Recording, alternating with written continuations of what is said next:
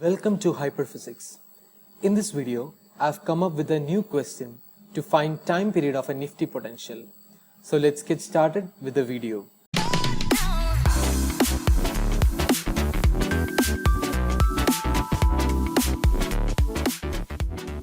Okay, we have a question here.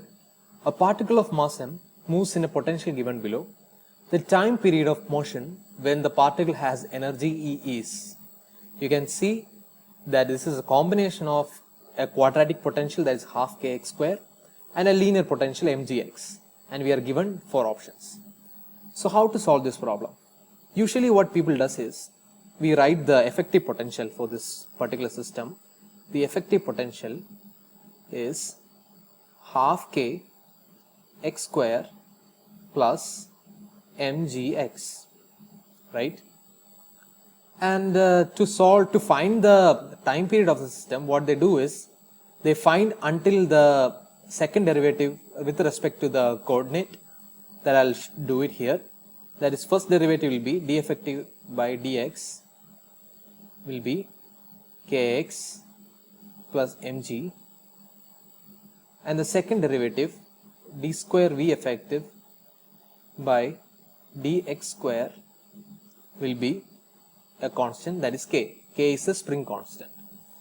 And you know that from the equation, omega is related to the second derivative of potential as v double prime of x by m.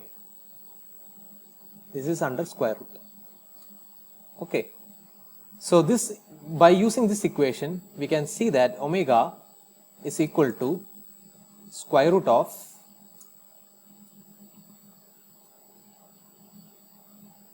k by m, right? And we know that time period t is 2 pi by omega. So you'll get the answer as 2 pi square root of m by k, right? So you can see that there is an option A here as 2 pi square root of m by k, and to be clear, this is not the correct answer.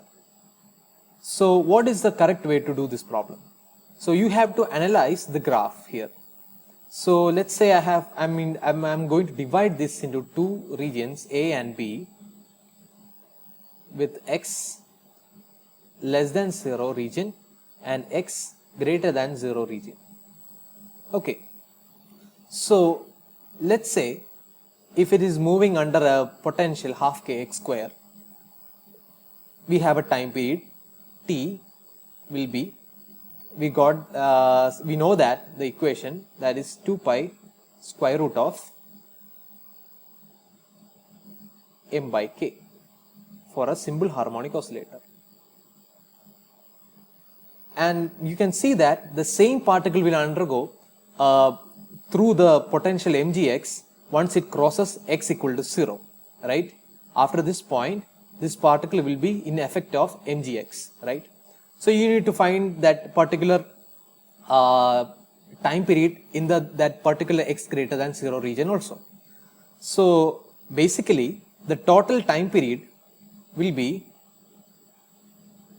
due to this region, that is time period in the region A plus time period in the region B. So I have already mentioned this is the time period for a simple harmonic oscillator, that is 2 pi square root of m by k. But you can see that this is just a half parabola here. Usually what the simple harmonic oscillator potential will be a full parabola, that is half kx square. That will go until x greater than 0 also. But you can see that is a half parabola. So the TA can be easily written like this. That will be half of T simple harmonic oscillator, right? So that will be pi times square root of m by k. So we have gotten the first part, that is in the region A, we have a time period pi square root of m by k.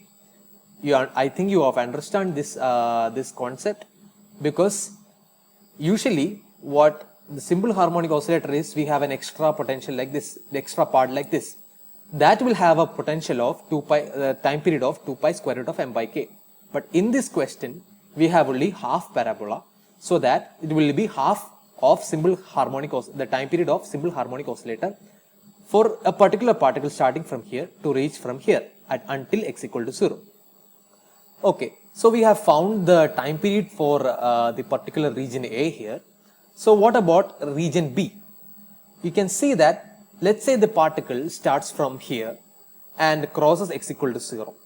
So what it has is a kinetic energy. So what will be the total energy of the particular system? The system has a total energy of half mv square, that is gotten from this particular potential, half kx square, plus it will be under the potential mgx, that will be mgx. So this will be the total energy of the system after it crosses x greater than 0, x equal to 0. Okay, so how to get the time period from the particular total energy of the system? So you can see in the graph, at a particular point, let's say this is the x-axis, we know that. Let's say at x equal to some x naught, this particular particle will be having a maximum potential energy. So at that maximum potential energy, the kinetic energy will be 0. Or at maximum height, for a particular, let's say you can consider as a projectile motion also, you can get the idea from the projectile motion also. At maximum height, let's say that is x equal to x naught, you have v equal to 0. That is, the velocity will be equal to 0.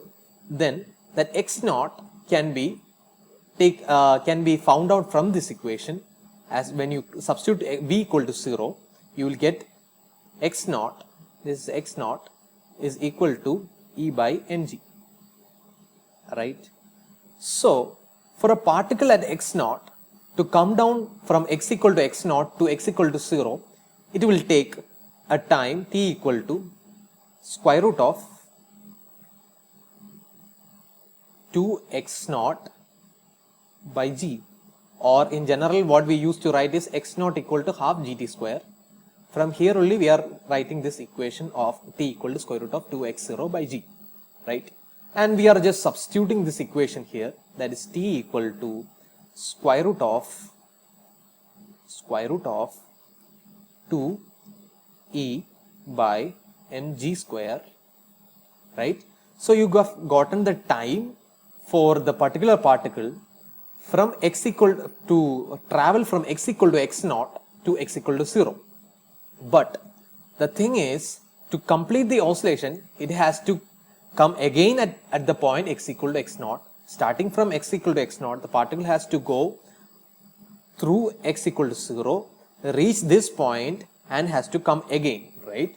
So this time, the total time period that will be taken in the particular region B will be 2 times t. So the TB in the region B, the time period will be 2 times square root of 2e by mg square, right? So you will get the answer, the total time period of this system as Ta plus Tb will be equal to pi times square root of m by k, that is from region A, plus 2 square root of 2e by mg square, right? So you can see that the difference in the method that we are using. Usually for this particular method, we won't we are not getting the correct answer, because this is exactly a wrong method for a particular system like this to apply.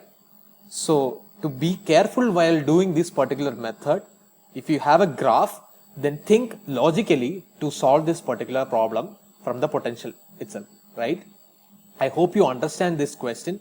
If you have any doubts, just put in the comment section. I'll reply as soon as possible. So I hope you like this video. So please share it with your friends and please subscribe to my channel. So thank you everyone. Thank you so much.